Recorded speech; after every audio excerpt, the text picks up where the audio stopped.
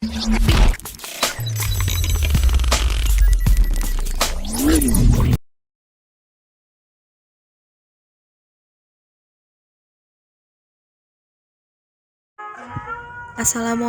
warahmatullahi wabarakatuh. Sampurasun.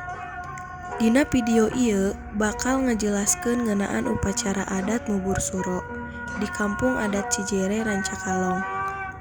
Wilujeng nonton.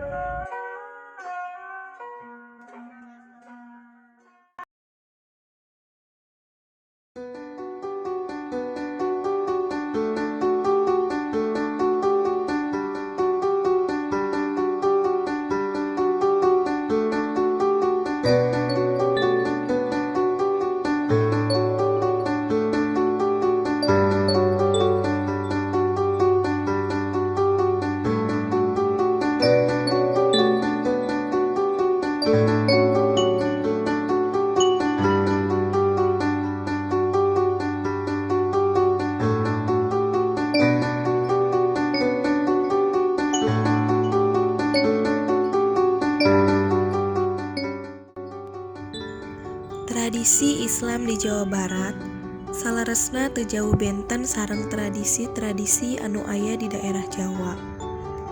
Hal ieu teh disebabkeun ku letak kawasan anu masih keneh nyatu nyaeta di Pulau Jawa. Di Jawa Barat, khususna di Desa Cijere, Kecamatan Rancakalong, Kabupaten Sumedang, aya masyarakat anu ngagaduhan warisan tradisi ngabubur suro 10 Muharram.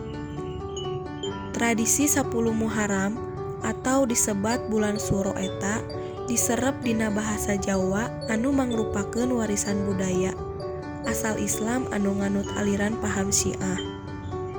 Teras diadopsi ku umat Islam di Indonesia. Sedengkeun kabiasaan ngadamel bubur suro eta teh mangrupakeun peringatan ngeunaan sajarah Nabi Nuh alaihi salam sareng umatna anu waktos eta cicing dina jero bahtera nyalametkeun diri tina banjir bandang.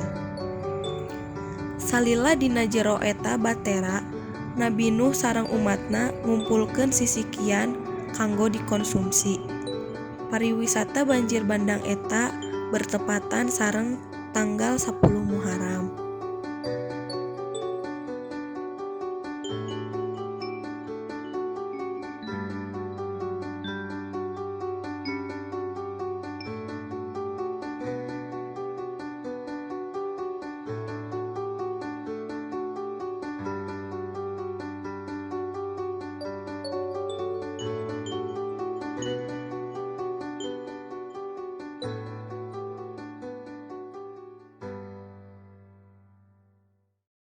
Kanggo sedekah jariah kalahir ka batin anu dimaksad nulak balai mapat kabarokahan sareng kasalamatan kitu maksadna nyangakeun paniten kanggo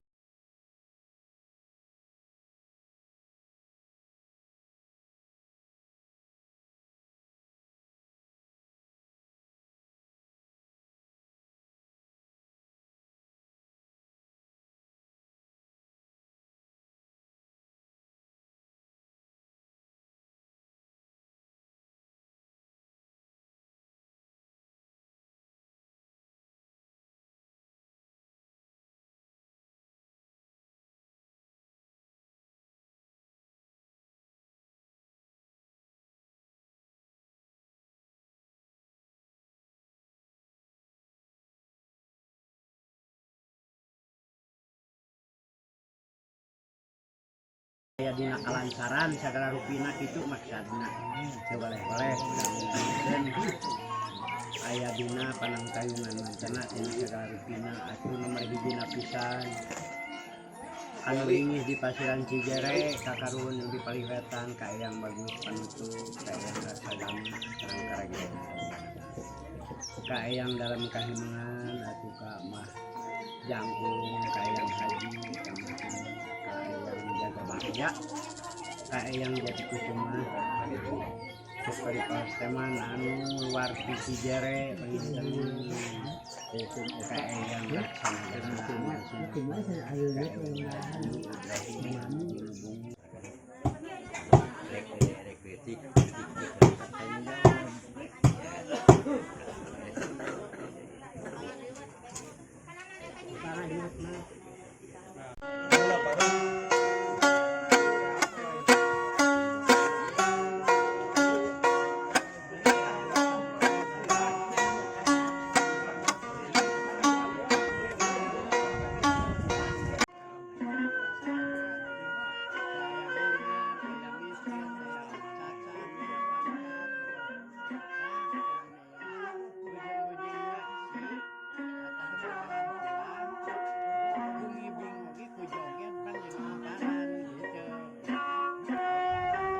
Ritual bubur suro di Kecamatan Rancakalong, Kabupaten Sumedang ieu pinuh ku nilai historis anu bersifat sosialis jeung mistis.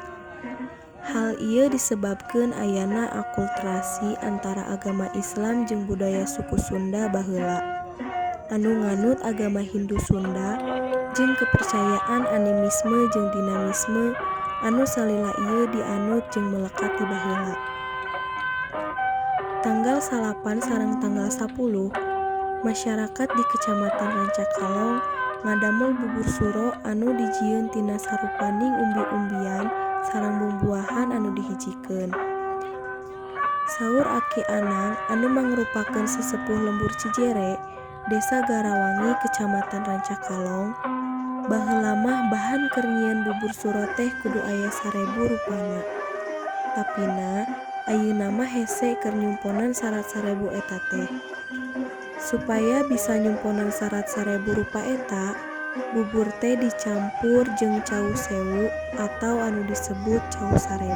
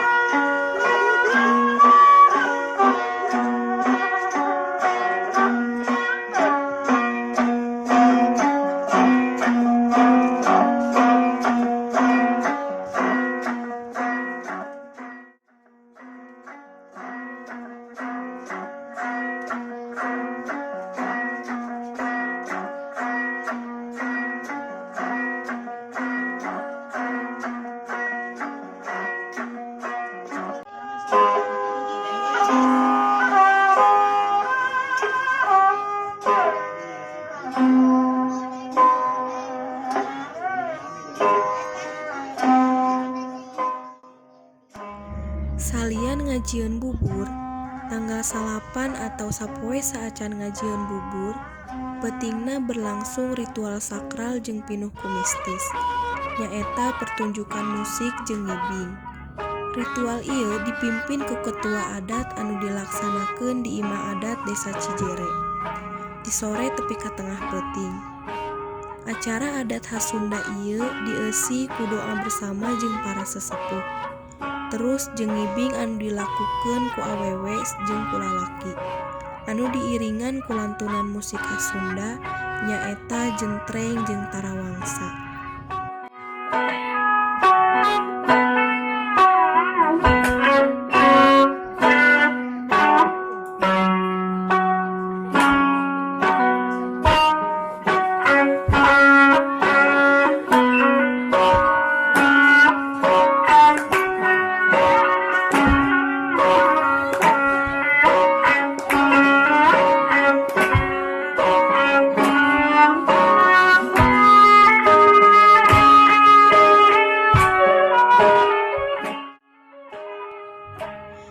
Tarawangsa mangrupakeun musik tradisional khas Jawa Barat berbentuk kawas rebab anu dimaenkeunna ku cara digesek. Sedengkeun lawan maena nyaeta jentreng. Jentreng teh berbentuk kawas kacapi ngan ukuranna leuwih leutik. Cara ngamaenkeunna dipetik.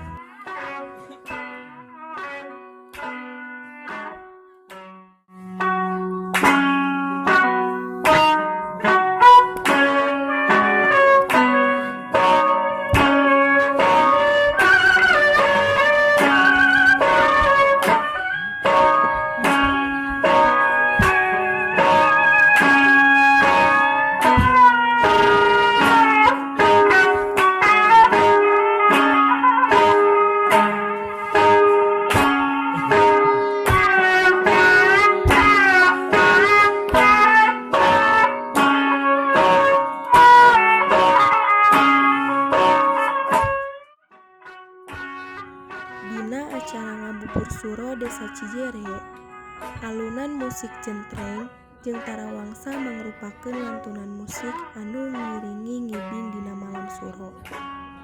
Namun, berdasarkeun legenda di masyarakat, alunan musik tarawangsa jeung jentreng teh alat musik anu dikhususkeun keur ngondang roh Nyi Pohaci. Musik anu dilantunkeun dina tarawangsa jeung jentreng aya 16 lagu, diantarana lagu Kawur jeung lagu Babon Pare. Lagu Kawur eta mangrupakeun lagu-lagu dipake keur pembukaan acara ngabubur suro. Sedengkeun Babon Pare tepatna keur acara nuangkeun beas kana katel. Ritual ngibing oge biasana dilaksanakeun ku awewe anu make baju panjang jeung rok panjang atau samping serta ngagunakeun selendang anu dipake tinu beuheung diayun-ayun ngalaunan tinu leungeun.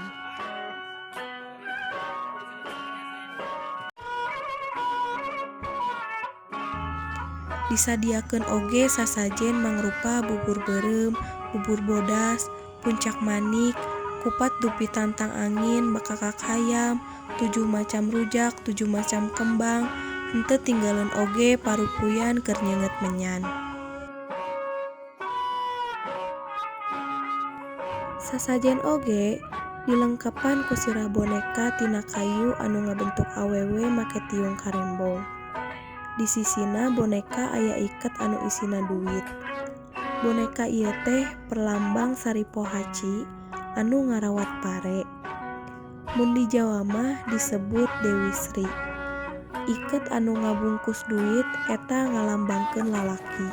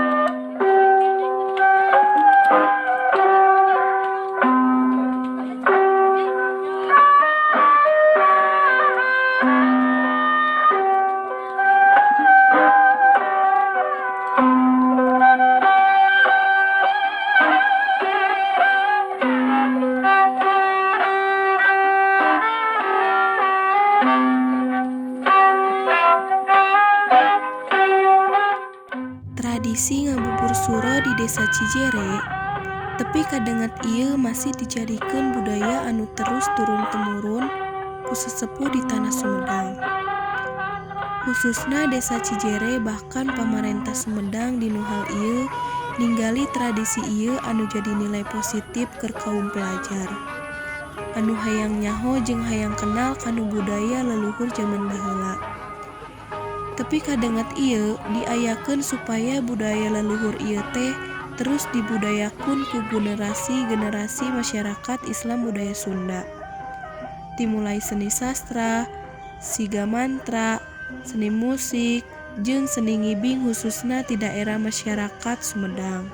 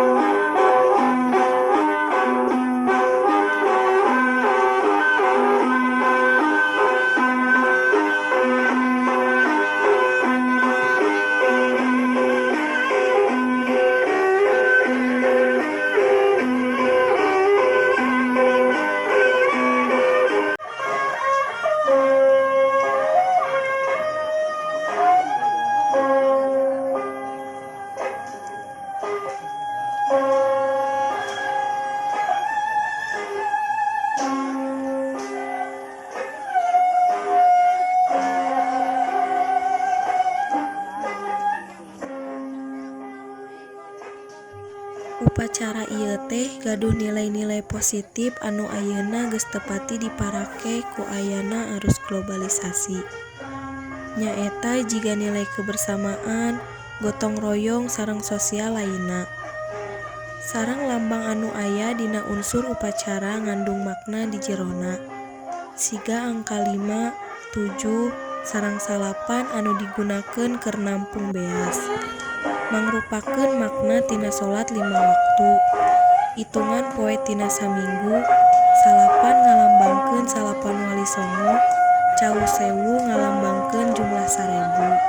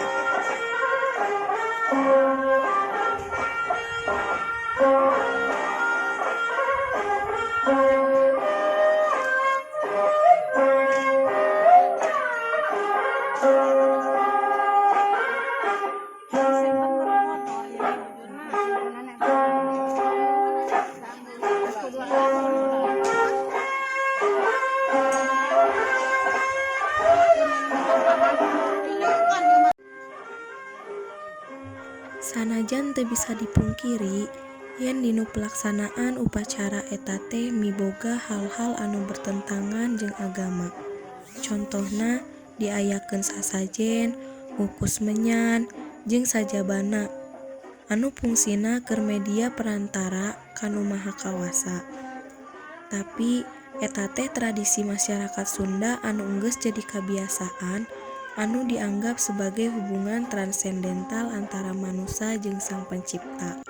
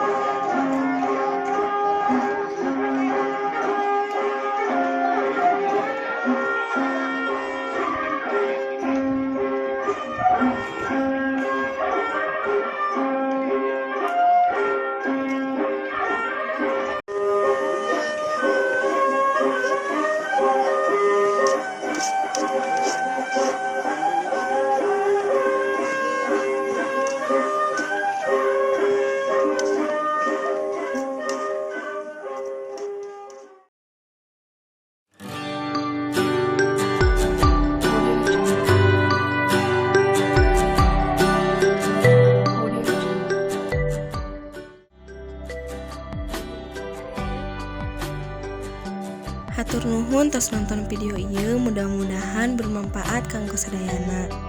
Wassalamualaikum.